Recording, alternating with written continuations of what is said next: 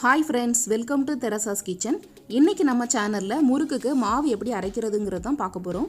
நான் இதுக்கு 1 கிலோ பச்சை அரிசியில உருட்டு அரிசி தான் எடுத்துர்க்கேன்.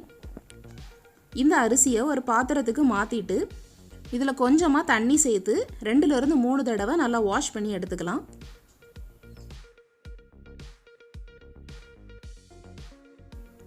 இப்போ இத நான் நல்லா கழுவி எடுத்துட்டு வந்துட்டேன்.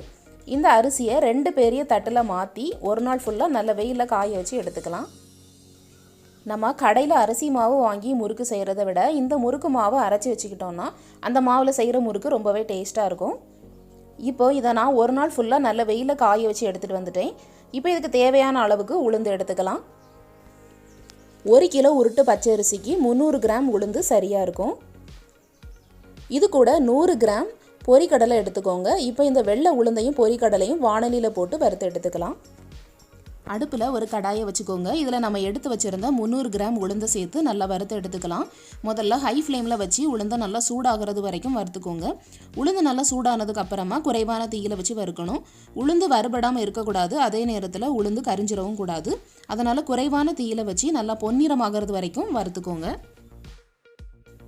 இப்போ உளுந்து நல்லா பொன்னிறமா ஆயிருச்சு. வாசனையும் நல்லா வருது. இப்போ எடுத்து வச்சிருந்த 100 கிராம் பொரிக்கடலையை இது கூட சேர்த்து வறுத்துக்கலாம். பொரிக்கடலை சூடானா போதும், நல்லா வறுக்கணும்னு அவசியம் இல்லை. இப்போ பொரிக்கடலை நல்லா சூடானதுக்கு அப்புறமா ஸ்டவ் ஆஃப் பண்ணிட்டு இதை இன்னொரு பிளேட்டுக்கு மாற்றி நல்லா ஆற வச்சிடலாம். அதுக்கப்புறமா ஒரு சின்ன துண்டு பொரிகாரம் சேர்த்துக்கலாம். 1 கிலோ அரிசிக்கு இந்த அளவு பொரிகாரம் சரியாக இருக்கும். குறைவாக சேர்த்தாலும் அதிகமாக சேர்த்துறாதீங்க. இதை சேர்த்தா முறுக்கு நல்லா மொறுமொறுன்னு வரும். அதுக்காக தான் சேர்க்குறோம். இந்த பொரிகாரத்தையும் நம்ம வறுத்து வச்சுருந்த உளுந்து கூட சேர்த்துக்கலாம். இப்போ நல்ல வெயிலில் காய வச்ச அரிசியை ஒரு பாத்திரத்துக்கு மாற்றிக்கலாம். இது கூட நம்ம வறுத்து ஆற வச்ச உளுந்தையும் பொரிக்கடலையும் இது கூட சேர்த்துக்கலாம். இப்போ இதை மிஷினில் கொடுத்து முறுக்குக்குன்னு அரைச்சி வாங்கிக்கோங்க.